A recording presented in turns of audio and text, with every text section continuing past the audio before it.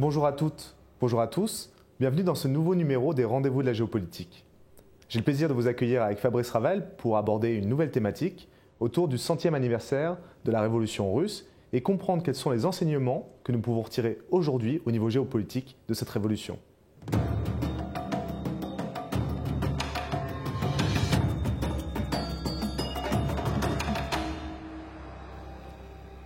Bonjour Fabrice. Bonjour Olivier. Alors comme je viens de le dire, nous célébrons le 100e anniversaire de la Révolution russe. C'est une commémoration importante puisque c'est un événement qui a profondément marqué le XXe siècle et pas seulement en Russie. C'est juste, et ce qui est un petit peu étonnant, si vous me permettez ce préalable, c'est qu'on peut quand même observer ou considérer que les médias français, notamment dans l'audiovisuel, c'est moins vrai pour ce qui est de la presse écrite et pour des ouvrages, mais ont été quand même assez discrets sur un événement qui a bouleversé le monde. J'aime bien ce terme de bouleverser parce qu'il reprend le titre d'un auteur qui est très connu, John Reed, un journaliste américain qui en 1920, après avoir connu personnellement la révolution russe à Moscou, dont on va parler surtout à Saint-Pétersbourg, avait écrit un ouvrage qui s'appelait « Les 10 jours qui ébranlèrent le monde » et qui vont d'ailleurs amener à l'avènement de Lénine, puis au régime stalinien et bien sûr à l'idéologie communiste, et dont on peut considérer d'ailleurs que c'est les racines de la guerre froide. Donc c'est un événement majeur au XXe siècle. Et c'est vrai qu'alors que d'habitude les médias nous donnent souvent une réaction par rapport à des commémorations des anniversaires, ils sont restés assez pudiques ou assez éloignés sur pourtant un fait majeur du XXe siècle qui va avoir des conséquences très importantes d'un point de vue géopolitique. Alors peut-être l'une des raisons, c'est que ça paraît très éloigné aux Occidentaux aujourd'hui. C'est 10 jours qui ébranlèrent le monde, mais en réalité, il faut revenir aux faits, et la période de la Révolution est beaucoup plus longue. On est en 1917 et ça commence en février.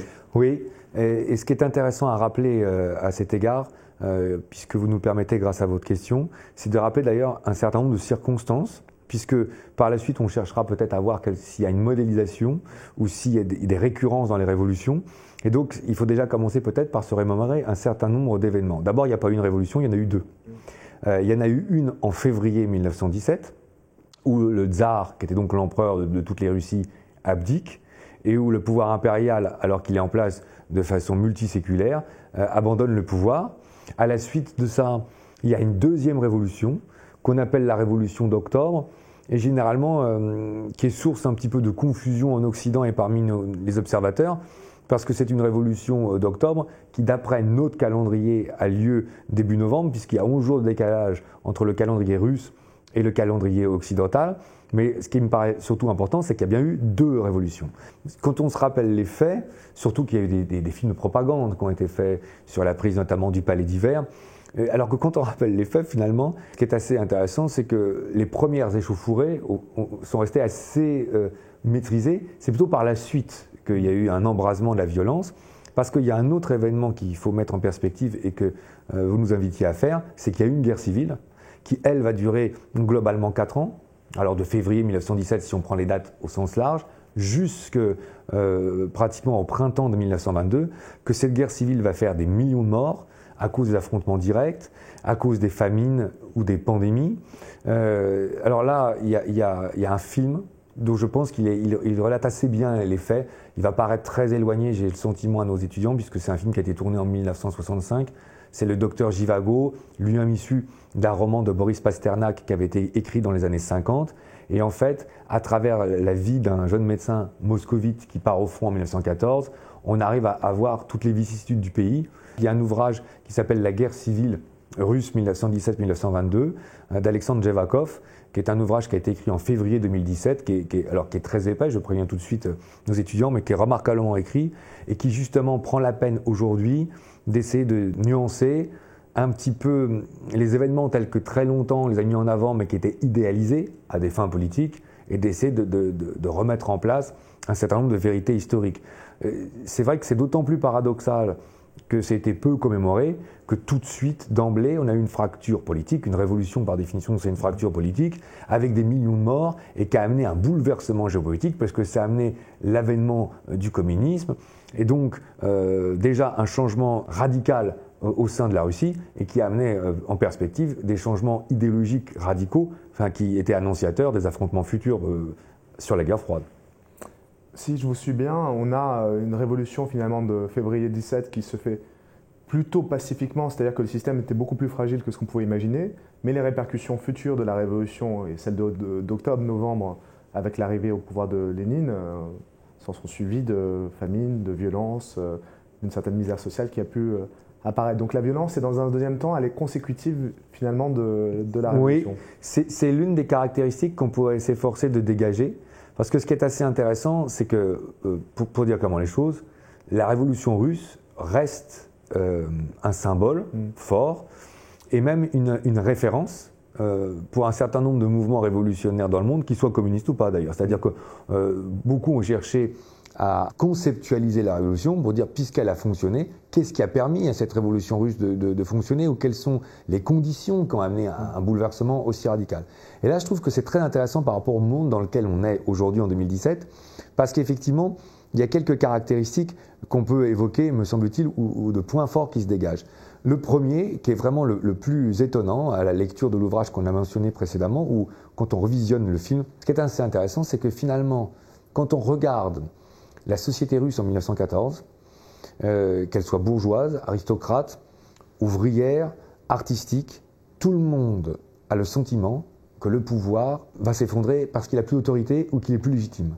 C'est assez étonnant de voir que tout d'un coup, il y a une fragilité du pouvoir et qu'à la limite d'ailleurs, la révolution arrive plus à cause de la fragilité intrinsèque du pouvoir que de la compétence ou de la puissance des mouvements révolutionnaires qui sont censés l'avoir mis à bas par la suite. Donc il y a une réécriture souvent qui se fait dans les mouvements révolutionnaires parce que c'est quand même plus la fragilité du pouvoir que encore une fois, la puissance des mouvements. D'ailleurs, c'est assez intéressant parce que dans la grille de lecture marxiste, la révolution doit normalement arriver dans le pays le plus capitaliste.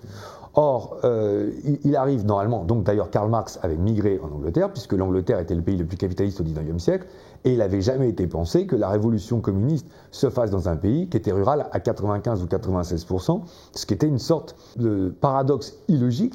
Et Lénine avait répondu quelque chose déjà pour anticiper cette critique, il avait dit non, la révolution se fait sur le maillon faible, c'est-à-dire sur l'État le plus faible. Donc c'est pas illogique qu'on ait une révolution communiste, même dans un pays qui ne soit pas totalement à maturité capitalistique. Donc en fait, Lénine lui-même d'ailleurs avait souligné le fait que non, c'est la faiblesse du pouvoir qui peut entraîner la révolution. Donc ça, c'est la première caractéristique. La deuxième caractéristique, c'est que face à cette faiblesse du pouvoir, pour qu'il y ait révolution, mais il faut que personne ne soit prêt d'autre à le suppléer ou à le remplacer. Et ce dont on se rend compte justement dans l'événement en russe, c'est que, alors que le tsar capitule, personne ne veut le succéder. Il nomme un successeur qui dans sa famille, un prince, ce prince décline cet honneur. Il y a un gouvernement provisoire qui se met en place, mais plus de facto, et d'ailleurs qui va annoncer la mise en place d'élections qui vont toujours être reportées. Parce qu'on passe beaucoup plus de temps finalement à épiloguer sur qu'est-ce qu'on pourrait mettre en place comme gouvernement. En fait, il y a une sorte de paradoxe. Plus personne ne croit que le pouvoir est légitime, mais ça fait tellement longtemps qu'il est là que personne n'envisage qu'à un moment il va vraiment s'effondrer. Et quand il s'effondre, tout le monde a l'air d'être pris totalement au dépourvu. Et on voit bien d'ailleurs qu'entre février 1917 et octobre, novembre 1917, suivant le calendrier qu'on considère, personne n'est prêt en Russie à prendre le pouvoir. Donc il y a un mouvement de flottement total, et pourtant les questions sont très importantes. Parce que les questions qui sont soulevées au moment de la révolution russe, c'est faut-il ou pas continuer la guerre ? Faut-il ou pas distribuer la terre aux paysans ? Faut-il ou ne faut-il pas partager les bénéfices des premières entreprises russes entre les salariés ou les ouvriers et les propriétaires ? Donc il y a des questions très très fortes. Et en réalité, le pouvoir était faible au départ, et parce qu'aucune force politique, religieuse ou syndicale n'était prête à le remplacer, on est dans la continuité d'un affaiblissement du pouvoir. Ce qui explique d'ailleurs qu'on se retrouve avec une deuxième révolution. Et ce qui nous amène là à une troisième caractéristique, c'est que généralement, c'est là où on est en train un peu peut-être de modéliser, quand la révolution réussit, il y avait un pouvoir faible, personne n'était prêt à le remplacer et tout le monde a été surpris, mais il y a généralement un groupe, alors il peut être politique, il peut être syndical, il peut être militaire, qui est généralement minoritaire, mais qui est remarquablement bien organisé, qui suit une doctrine politique très claire et qui a une vraie stratégie. Et ce qui est assez étonnant dans la situation de la Russie en 1917, c'est que Lénine d'ailleurs ne s'en cache pas. Car les communistes ont beau s'appeler bolcheviques en russe, ça veut dire majoritaire, en réalité tout le monde sait qu'ils sont excessivement minoritaires. Et d'ailleurs, dans un programme qui est célèbre de Lénine, Que faire ? C'est-à-dire comment se positionner, c'est un vrai programme tactique, c'est-à-dire en gros, Lénine dit, voilà, on est en telle situation et nous on se propose de faire telle stratégie et de mettre en place tel processus. Il dit, ce qui compte, c'est pas qu'on soit les plus nombreux, ce qui compte, c'est qu'on soit composé de gens qui soient excessivement déterminés. Donc, il n'y a pas du tout l'idée d'être majoritaire. Il y a clairement l'idée de faire une révolution et de prendre le pouvoir par la révolution, pas du tout dans une démarche démocratique, si on arrive à s'asseoir sur la meilleure des stratégies, avec des gens les plus déterminés, parce qu'on considère qu'on sert bien sûr l'idéologie qui paraît la meilleure. Donc la troisième caractéristique, ça veut dire, malgré le fait qu'il y ait un flottement, il y a un moment, il y a une partie politique, syndicale ou militaire qui, elle, va agir. Et alors, généralement, si la révolution dure, ça c'est un quatrième point, ce qui est assez frappant, c'est que si la révolution s'inscrive dans le temps et qu'elle n'arrive pas à prendre le pouvoir, parce qu'il y a des guerres civiles qui vont se mettre en place pour simplifier, pro-communistes rouges et anti-communistes blancs, même si j'aime pas beaucoup ces caricatures, généralement il y a toujours des ingérences ou des interférences de puissances extérieures qui cherchent à récupérer ou à instrumentaliser la situation, comme ça va être le cas notamment avec les Britanniques ou les Français ou la Légion tchèque qui est plus inconnue sur la guerre civile en Russie. Donc ça, je pense que ça peut expliquer d'ailleurs qu'on pourrait faire des comparaisons avec d'autres révolutions sur des mécaniques qui peuvent y ressembler. Alors, on a 4 traits qui se dégagent. Là, un pouvoir central faible, une absence de majorité qui se dégage, une majorité de gouvernement, une minorité éclairée, dirait Lénine, une avant-garde qui va prendre le pouvoir militairement, et enfin, quand la révolution a lieu et qu'elle dure, qu'il y a une scission, un clivage dans la société qui apparaît, l'immixtion ou l'ingérence de puissances étrangères qui cherchent à instrumentaliser ce conflit. Ces traits-là qu'on vient de dégager, est-ce qu'on les retrouve donc dans d'autres conflits, dans d'autres révolutions futures, c'est-à-dire futures bien sûr par rapport à 1917 ? Oui, c'est la question centrale puisque c'est ce qui donne un peu l'intérêt à notre problématique. Sinon, on serait limité ou circonscrit à la révolution russe. Alors, si vous me permettez, non seulement il y a des exemples postérieurs, mais il y a un exemple qui nous concerne en premier lieu, nous Français, c'est la Révolution française de 1789, d'autant plus que, justement, tous les théoriciens du communisme et Lénine lui-même se sont énormément penchés sur la Révolution de 1789 pour voir quels étaient les enseignements qu'on pouvait en tirer. Et si on regarde la Révolution française de 1789, on constate effectivement qu'au départ, il y a un pouvoir central qui est exceptionnellement fragile, parce que Louis XVI est un souverain qui n'a pas du tout l'envergure, bien sûr, de son grand-père Louis XIV, et qui est plutôt, on va dire, quelqu'un qui est dans l'empathie et qui pense à son peuple. On sait bien que d'ailleurs, en 1791, quand il y a la prise des Tuileries par une partie de la population parisienne, certains de ses généraux lui proposent de tirer sur la foule, et il dira non, moi je ne donne pas l'ordre de tirer sur le peuple français. Ce qui fera réagir plus tard le Bonaparte, qui était apparemment sur place, et qui dira moi il m'aurait suffi de quelques coups de canon pour disperser la populace. On sent bien déjà que l'empereur n'est pas loin. Et donc pour dire clairement les choses, on a effectivement une fragilité du pouvoir. D'ailleurs, Louis XVI mettait dans son journal, 14 juillet 1989, rien. Il ne s'était rien passé. Parce qu'on a fait toute une image de la prise de la Bastille, mais en fait, c'était une prison qui était destinée uniquement à des prisonniers de droit commun. Il n'y en avait que 2. On les a libérés. Et finalement, ce jour-là, c'est un peu comme la situation en 1917 ou en février 1917. Il ne s'est pas passé de choses extraordinaires. Par contre, ce qui est intéressant, c'est qu'effectivement, à l'époque, personne n'envisage qu'on fasse une république. On voulait faire une monarchie constitutionnelle. Rappelons-le, le drapeau est bleu, blanc, rouge, parce qu'on conjugue les couleurs de Paris, le bleu et le rouge, au blanc monarchiste. Donc il faut attendre pratiquement 1793, la terreur, Robespierre, c'est injuste, il y a une phrase qui est extraordinaire. Il ne faut pas donner de liberté aux ennemis de la liberté. Enfin, là, on est dans la même envolée lyrique, si tant est qu'on puisse l'apprécier comme ça, que Lénine. Et donc là aussi, à un moment, on a parmi les révolutionnaires un groupe plus dur dans l'approche politique, mais mieux organisé. Et, in fine, on aura bien les interventions extérieures qui vont bien sûr nous amener aux épopées révolutionnaires, avec les batailles de Valmy, le fait que les armées autrichiennes et prussiennes, pour réinstaurer un système monarchique, vont intervenir en France. Et donc, c'est toutes les péripéties qui nous sont quand même beaucoup plus connues normalement. Mais votre question était plutôt sur les événements postérieurs. Or, ce qui est assez intéressant, c'est que va y avoir une révolution en Allemagne en décembre 1918 jusqu'à peu près en janvier 1919, avec les spartakistes. Et puis il va y avoir une révolution avec, là aussi, les soviets hongrois et Béla Kun. C'est un événement d'ailleurs qui est encore moins connu généralement. Premier semestre 1919, où justement, parce que les révolutionnaires européens veulent être dans la continuité de la victoire de Lénine, ils pensent que le moment est opportun et est prêt, et donc ils ont le sentiment qu'on a la même logique, et ils essayent de mettre en place des révolutions parce qu'ils considèrent que les caractéristiques qu'on a énoncées sont effectivement réunies et qu'elles sont favorables. Sauf que dans les deux cas que vous venez de citer, ce fut un échec. Exact. Et là, c'est assez intéressant parce que on pourrait dire, donc ça ne fonctionne pas totalement, on ne peut pas modéliser la révolution, car là, en l'occurrence, on était dans des circonstances très proches ou identiques, et là, on a affaire à deux révolutions qui sont avortées et qui, alors là, pour dire clairement les choses, vont être particulièrement dures et particulièrement sanglantes. C'est intéressant d'ailleurs parce que je crois que dans l'inconscient, la philosophie, la poésie ou les références, l'imaginaire communiste, je me demande si aujourd'hui la révolution spartakiste n'est pas plus porteuse que la révolution de Lénine, qui, comme elle va amener le stalinisme quand même et le soviétisme, pour utiliser un terme, un néologisme, est plus difficile à porter aujourd'hui. Or, si on se remémore les événements en Allemagne, on a, dans la même continuité, le Kaiser qui abdique début novembre, avant même que l'armistice soit signé.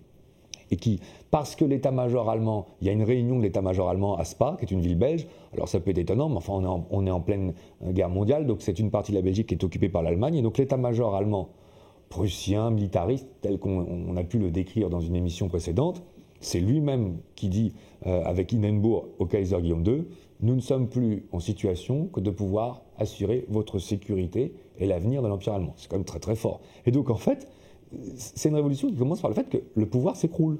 C'est-à-dire que, en fait, la République va être annoncée en Allemagne 2 jours plus tard du balcon, parce que de fait, il y a un vide politique. Et là, on se retrouve dans une similitude. Et puis ensuite, il va y avoir donc une révolution des communistes allemands, qui s'appelle les Spartakistes. Je trouve que l'image est assez belle, puisque bien sûr c'est une référence à Spartacus, donc les damnés ou les esclaves de la terre, levez-vous. Et cette révolution commence par marcher. Et là, il y a deux leaders qui sont charismatiques dans l'imaginaire. Il y a quand même Karl Liebknecht et Rosa Luxemburg. Ces deux personnages qui sont quand même fondamentaux. Seulement, la révolution ne va pas du tout s'achever de la même façon, parce que là, il y a une modalité qui est très différente. Et on va pouvoir faire peut-être un peu plus vite, parce qu'on va s'appuyer sur la séance 3 qu'on a eue ensemble sur l'histoire allemande. Il y a l'armée allemande. Il y a l'armée allemande et la société allemande qui ont été construites sur un modèle prussien et militariste. Et donc là, il y a une résistance, en fait, qui va se faire à la Révolution. Et de fait, malgré la défaite, ce qui reste de l'armée allemande va se ressaisir